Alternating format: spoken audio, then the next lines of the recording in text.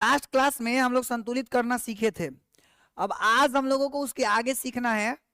संतुलित करने के बाद की कहानी सीखनी है आज हम लोगों को। अब हम लोग यहां से आगे बात करेंगे। अब हम लोग यहां से सीखने वाले हैं कि देखिए, आपको पता है कि रासायनिक समीकरण को कैसे लिखते हैं? तो आंसर है जी सर।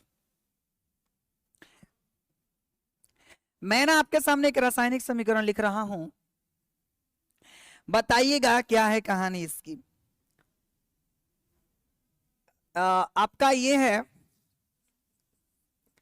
Fe प्लस, या कुछ और लिखता हूं यार मैं, NaCl ऐसे लिखता हूं, NaCl प्लस AgNO3 रिएक्ट करके AgCl प्लस NaNO3 मान लो बना रहा है। ध्यान से सुनिए, NaCl अभिक्रिया किया AgNO3 के साथ, मिलके बनाया AgCl प्लस NaNO3। इसको आपके सामने ये जो दिख रहा है रासायनिक समीकरण, क्या इस रासायनिक समीकरण को देखकर बता सकते हैं कि इसमें कौन ठोस है, कौन द्रव है, कौन गैस है, या अवक्षेप की प्राप्ति हो रही है कि या किस चीज का? नहीं बता सकते हैं सर। तो रासायनिक समीकरण का यही दोष है। हम चाहते हैं इसको और भी परफेक्ट बनाए, और भी बेहतर बनाए। तो उसको बेहतर बनाने का उपाय क्या है, मैं आपको ध्यान से बताता हूं। मैं यूपी से हूं सर, और आपसे पढ़ने में बहुत मजा आ रहा है। गौतम कुमार बहुत बहुत धन्यवाद अगर मजा आ रहा है तो। लेकिन अब प्लीज लेक्चर नंबर 1 से देखिए, आपसे रिक्वेस्ट है। और अब आप हम लोगों को मतलब मेरे को पढ़ाने दीजिए। अब चलिए, तो हम लोग सीखते हैं अब रासायनिक समीकरण की सीमा, यानी रासायनिक समीकरण का लिमिटेशन कहां कहां तक है, कहां तक ये बात को कर रख सकते हैं हम इसके अंतर्गत। तो हम बोलेंगे सबसे पहली बात, रासायनिक समीकरण की निम्नलिखित सीमाएं हैं। पहला कि जो रासायनिक समीकरण है ये अभिकारकों के प्रतिफलों के नाम, भौतिक अवस्था की जानकारी नहीं देती है। देखो, मैं बार बार बोल रहा हूं कि क्या, देखिए ये अभिकारक है ना, ये जो है इस वाले हिस्सा को क्या कहते हैं दोस्त? अभिकारक कहते हैं। इस वाले हिस्सा को क्या कहते हैं? अभिकारक कहते हैं। और इस वाले हिस्सा को क्या कहते हैं? प्रतिफल कहते हैं। क्या कहते हैं दोस्त? प्रतिफल कहते हैं। बोला हाँ या ना?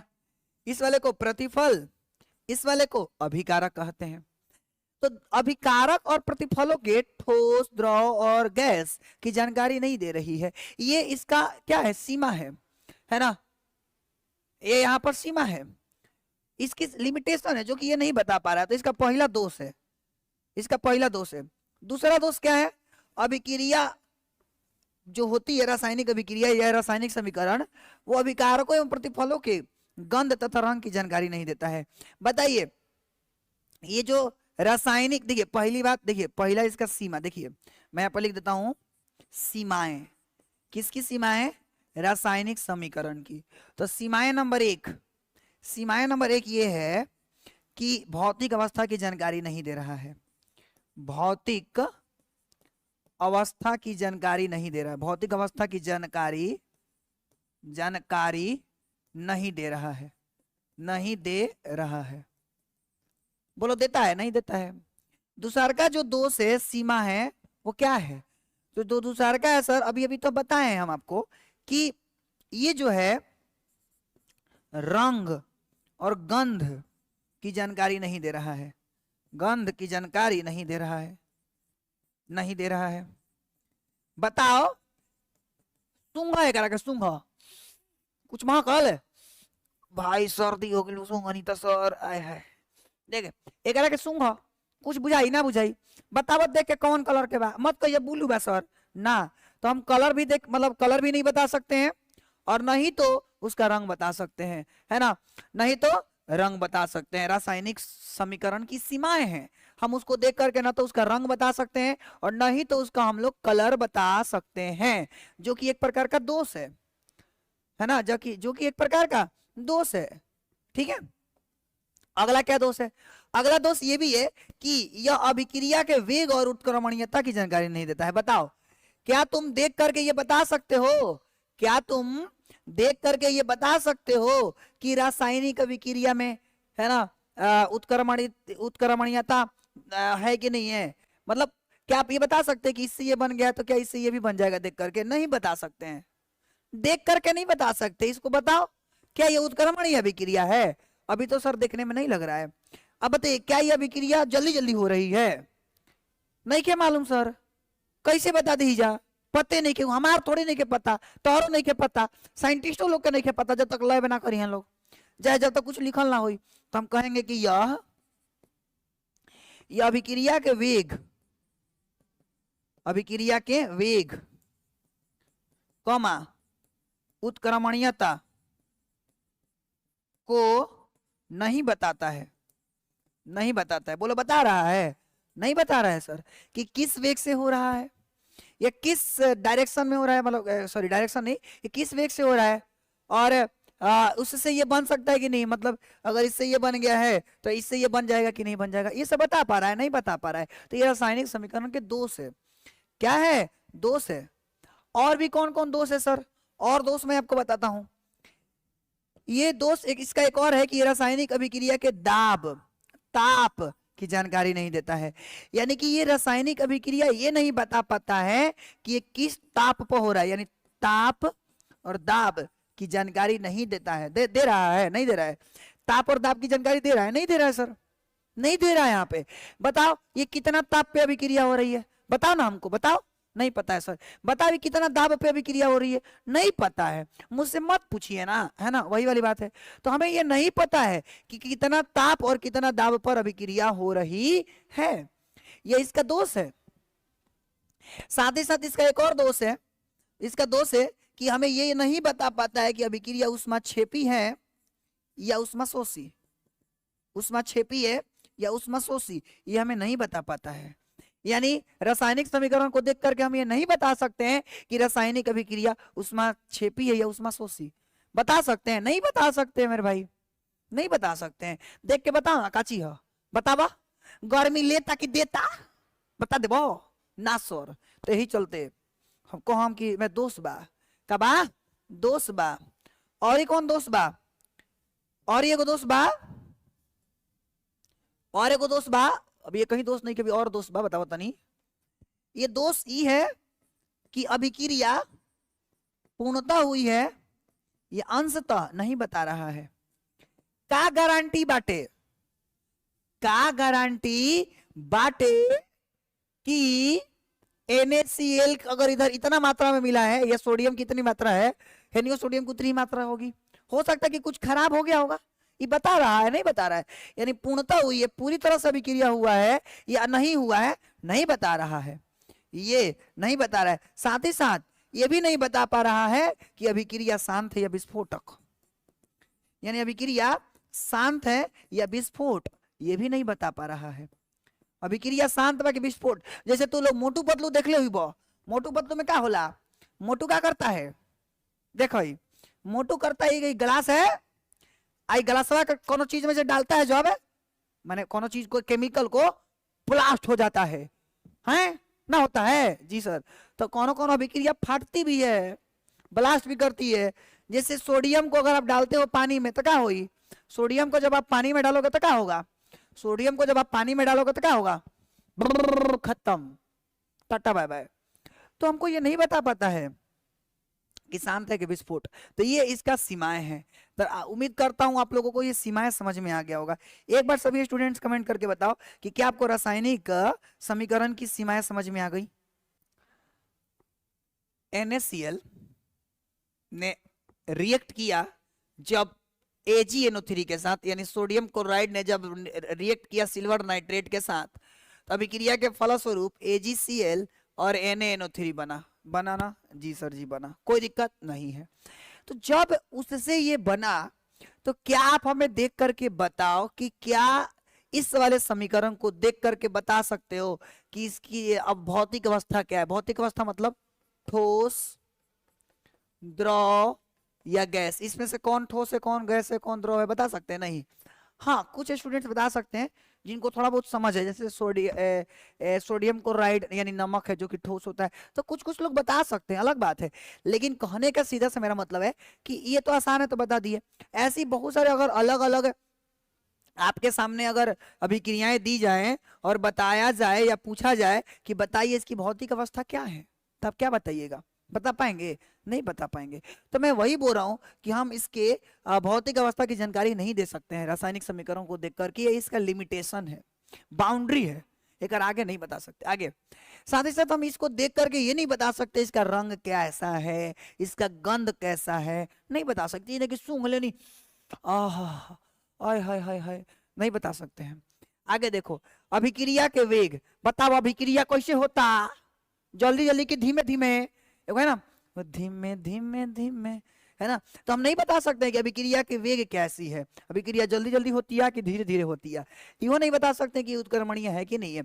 साथ ही साथ ताप और दाब भी नहीं बता सकते कितना ताप पे अभिक्रिया हो रही है। कि जैसे पानी उबलता है ना जी, पानी वाष्प में कब बदलता है? तो सर जी 100 डिग्री सेल्सियस पे। कितना डिग्री सेल्सियस पे? 100 डिग्री सेल्सियस पे।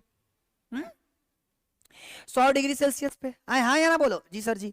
तो कहीं ना कहीं एक ताप पर्टिकुलर जरूरत है कि नहीं है जी सर। तो ऐसे यहाँ पर भी ताप और दाब का पता नहीं चल रहा है कि कितना ताप पे हो रहा है, कितना दाब में हो रहा है।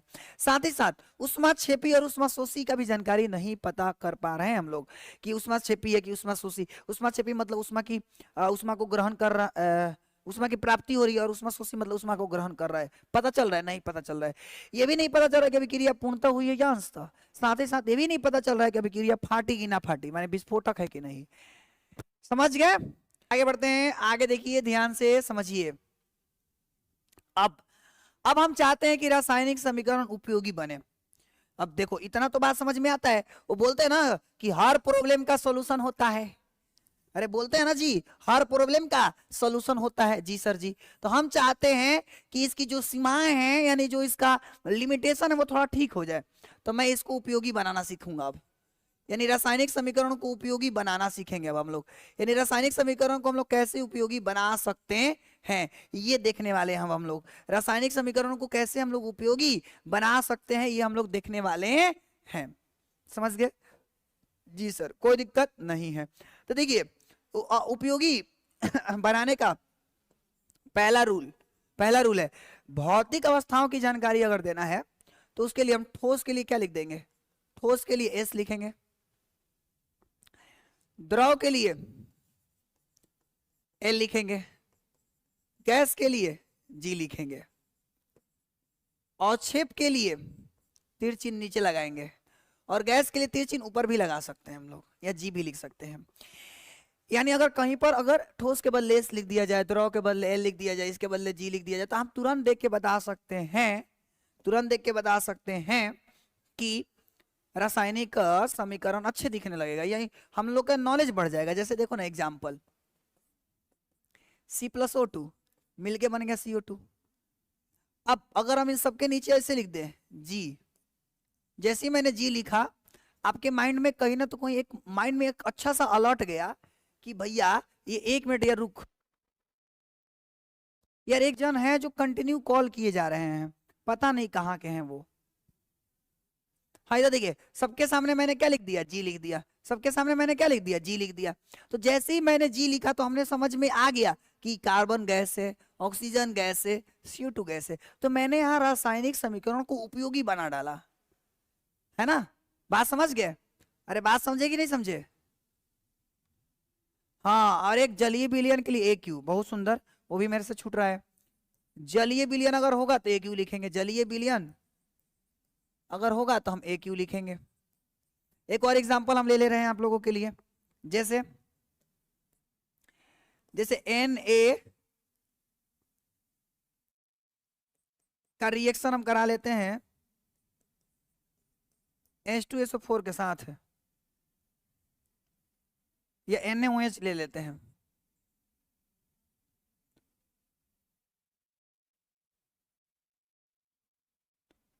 ऐसे ले लेते हैं, रुक जाइए, ऐसे ले लेते हैं। HCl का अभिक्रिया हम कराते हैं NaOH के साथ, तो मिलके क्या बनेगा? मिलके बनेगा सर जी NaCl plus H2O, NaCl plus H2O बनेगा। तो इस वाले रिएक्शन को देखिए, HCl क्या है सर जी? अम्ल, ये एक प्रकार का अम्ल है जो कि हल्का सा द्रव टाइप का होता है, यानी लिक्विड है, L लिख देंगे। NOH जलीय विलयन है तो AQ लिखेंगे, सोडियम ठोस होता है तो हम S लिखेंगे, और जल क्या है, द्रव है सर जी, तो हम L लिखेंगे। तो जैसे ही मैंने लिखा रासायनिक समीकरण क्या हो गया, उपयोगी हो गया। देखो, और इसकी भौतिक अवस्थाओं की जानकारी पता चल गई। अब तो बताओ, ऐसे लिखना ज्यादा अच्छा है कि ऐसे लिखना ज्यादा अच्छा है? जल्दी बताओ तो, कैसे लिखना ज्यादा अच्छा है?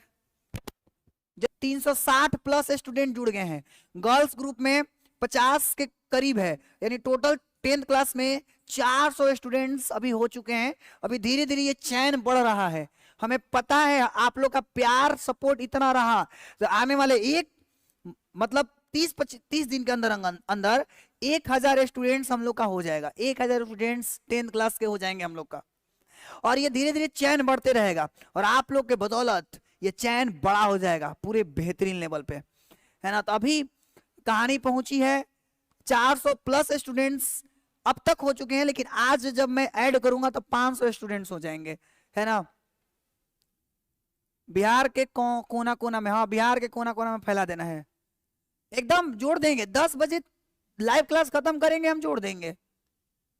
आप जहां से भी है, बहुत हर जगह देखिए, हर एक डिस्ट्रिक्ट से लड़के जुड़ रहे हैं, चाहे वो छपरा हो, चाहे वो बलिया हो, चाहे वो जमुई हो, चाहे वो सहरसा हो, चाहे वो बंका हो, चाहे वो अरवल हो, चाहे वो आरा हो, चाहे वो रोहतास हो, चाहे वो गया हो, चाहे वो बक्सर हो। हर एक जिला से लड़के जुड़ रहे हैं भाई, 3800 जिला से लड़के जुड़ रहे हैं, यहाँ तक यूपी के लड़के को भी प्यार आ रहा है। तो सब आप लोग का बदौलत है, ऐसे शेयर करते रहिए, प्यार बनाते रहिए। चलिए आगे बढ़ते हैं। तो एक तरीका हो गया। अब तरीका नंबर 2, और दूसरी बात, शुरू से पढ़ते रहिए तो ही आपको मजा आएगा, नहीं तो फिर आप कहने लगेगा सर जी कुछ नहीं बुझा रहा है। तो प्लीज प्लीज प्लीज शुरू से पढ़िए मेरे भाई, ठीक है।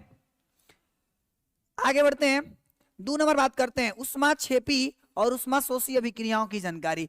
देखिए, उष्मा क्षेपी और उष्मा शोषी अभिक्रियाओं की जानकारी के लिए, है ना, दूसरा का जो उपयोगी बनाने का तरीका है ना, किसका, उष्मा शोषी की अगर जानकारी बताना हो तो रासायनिक अभिक्रिया के दौरान ऐसे लिख दिया करिए, A+B मिलके C+D बन रहा है मान लो, तो उष्मा शोषी का मतलब होता है उष्मा को ग्रहण करना, है ना। देखो हम बताएं, उष्मा शोषी का मतलब होता है उष्मा को ग्रहण करना। तो देखिए यहाँ पर देख लीजिए, उष्मा क्षेपी अगर है तो उष्मा क्षेपी है तो हम लोग क्या लिखेंगे, दाईं ओर लिखेंगे, क्योंकि उष्मा क्षेपी का मतलब होता है उष्मा का बाहर निकालना। उष्मा क्षेपी का मतलब क्या होता है, उष्मा का बाहर निकालना। और उष्मा शोषी का मतलब होता है उष्मा को अंदर ग्रहण करना। तो यहाँ पर हम क्या करेंगे, प्लस उष्मा अंदर लिख लेंगे, प्लस उष्मा अंदर लिख लेंगे। और उष्मा क्षेपी, उष्मा क्षेपी, उष्मा क्षेपी का मतलब है कि प्लस उष्मा को बाद में लिखेंगे, प्लस उष्मा को बाद में लिखेंगे, प्लस उष्मा को बाद में लिखेंगे। तो ये आपका तरीका है, इसको थोड़ा सा ध्यान में रख लेना है। ये उष्मा क्षेपी और उष्मा शोषी को और अच्छा बनाने का तरीका है। अनिल पटेल बोले सर हम यूपी से हैं, भारत के कोना कोना नहीं, हाँ भारत के भी कोना कोना में फैलाना है, बट पहले बिहार में और यूपी में थोड़ा स्टूडेंट्स का हम प्यार पाले, उसके बाद पूरे जगह पर हम लोग पहुंचेंगे। एक बोलता सर हम आपसे बहुत प्यार करते हैं, बहुत बहुत धन्यवाद दोस्त, love you Anil Pal, love you too भाई। आप मेहनत करते रहिए, हम आपके साथ हैं, और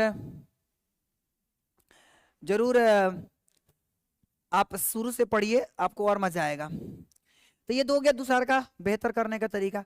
और भी क्या है अभी बताएं, और शेप के लिए क्या करो, तिरछी नीचे, और गैस के लिए ऊपर, गैस के लिए ऊपर, और उत्क्रमणीयता को दर्शाने के लिए तिरछी दोनों तरफ करो। हम उसी दिन बताए थे, उसी दिन हम आपको बताए थे कि अगर उत्क्रमणीयता को दर्शाना है, उत्क्रमणीय को दर्शाना है, उत्क्रमणीय को दर्शाना है तो तीर चिन्ह इधर और एक बार इधर, तीर चिन्ह दोनों तरफ कर दीजिए, तीर चिन्ह दोनों तरफ कर दीजिए, समझ गए, तीर चिन्ह दोनों तरफ कर दीजिए। तो इस बात को ध्यान में रख लेना है, तीर चिन्ह को दोनों तरफ कर दीजिए, इस बात को ध्यान में रख लेना है। क्लियर है जी सर।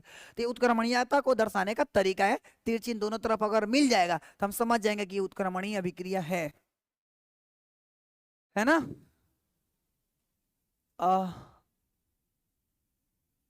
अरे रोज आपको अगर टाइमिंग जानना है तो मैसेज करिएगा ना, जो नंबर ये दे रहा हूं मैं, इस पर मैसेज करिएगा 771, ठीक है।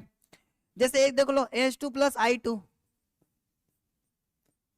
तो ये देखो, अगर इस वाले को देखोगे तो पता नहीं चल रहा था कि उत्क्रमणीय है कि नहीं है, लेकिन इस वाले को देखो तो पता चल रहा है उत्क्रमणीय है, क्योंकि मैं बार बार बोल रहा हूं उत्क्रमणीय का सिंबल ऐसे होता है, तीर चिन्ह दोनों तरफ। तो इस वाले को देख करके हम तुरंत बता सकते हैं कि ये जो रासायनिक अभिक्रिया है वो उत्क्रमणीय है, मतलब इससे वो बना है तो उससे ये भी बन जाएगा, बन जाएगा। समझ रहे हो भाई? जी सर, कोई दिक्कत नहीं है सर।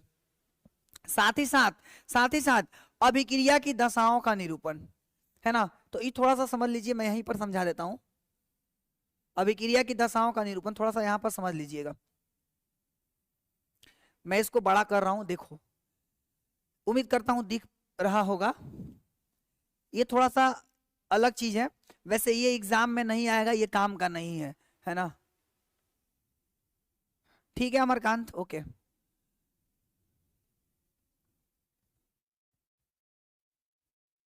उत्क्रमणीयता क्या है? ले अमरकांत, हम शुरू से पढ़ा है ना, वैसी रासायनिक अभिक्रिया जो दोनों दिशाओं में संपन्न होती हैं, ये तो हम बतेबे किए हैं। आप, मैं बार बार बोलता हूँ, लेक्चर नंबर 1 से देखा करिए तो ही समझ में आएगा सब चीज। अब देखिए ये थोड़ा सा एक इंपॉर्टेंट चीज है, कॉम्प्लिकेटेड है, थोड़ा सा ध्यान दीजिए। अभिक्रियाओं के लिए दशाओं का निरूपण कैसे होता है समझो। देख भाई, एक है नाइट्रोजन और यहाँ पर है हाइड्रोजन। नाइट्रोजन ने हाइड्रोजन के साथ अभिक्रिया किया, अमोनिया बनाया, कोई दिक्कत नहीं है सर, कोई दिक्कत नहीं है। फिर से सुन लीजिए, नाइट्रोजन ने हाइड्रोजन के साथ अभिक्रिया किया तो क्या बनाया? अमोनिया बनाया सर। क्या बनाया सर? अमोनिया बनाया। क्या बनाया? हेलो, अमोनिया बनाया। नाइट्रोजन ने हाइड्रोजन के साथ अभिक्रिया किया, अमोनिया बना दिया, ठीक है जी सर।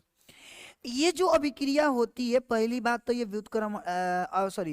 उत्क्रमणीय अभिक्रिया होती है, क्योंकि उल्टा सीधा एक समान होता है, यानी इससे ये भी बन सकता है और इससे ये भी बन सकता है, ठीक है। अब ये जो अभिक्रिया है ना, कुछ कंडीशन को फॉलो करते हुए संपन्न होती है। जैसे हम आपको बताया था ना कि रासायनिक अभिक्रिया कोनो ना तो कोनो दाब पर संपन्न होती है, तो याद रखिएगा ये जो रासायनिक अभिक्रिया है ये 150 से 200 एटीएम दाब पर संपन्न होती है। यानी सुनिए,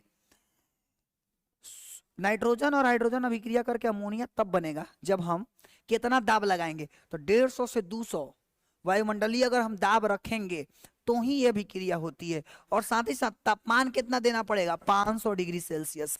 और उत्प्रेरक क्या क्या रखना पड़ेगा? उत्प्रेरक रखना पड़ेगा Fe2O3 या Al2O3। अगर हम ऐसे उत्प्रेरक को रखते हैं तो तुरंत अमोनिया बन जाएगा, है ना। तो ये दशाओं का निरूपण है, यानी किसी भी रासायनिक अभिक्रिया जब भी होती है तो ये वाला सब कुछ लिखना, मतलब ये सभी की उपस्थिति में ही होती है। लेकिन किसी भी आम इंसान को ये बात डायरेक्ट नहीं पता हो सकता है, चाहे वो मैं हूं, चाहे वो साइंटिस्ट ही क्यों ना हो। अगर हम उसको कह दें कि बबुआ साइंटिस्ट जी तनी हई हमारा के बता दी, साइंटिस्टों अगर अंकल ही हैं आ कहल जाई साइंटिस्ट जी तनी हई बताई ना, एको बोलता ना पंडित जी बताई ना, लगन कहिया से शुरू होई, ऐसा ही है। अगर ये लिखल है और साइंटिस्ट लोग से पूछे कि बतावा है कितना ताप भइल, ना बता सकता नहीं, क्योंकि बिना एक्सपेरिमेंट किए नहीं बता सकते। कितना ताप पर हुई नहीं बता सकते हैं। कौन सा उत्प्रेरक इसमें रहेगा नहीं बता सकते हैं।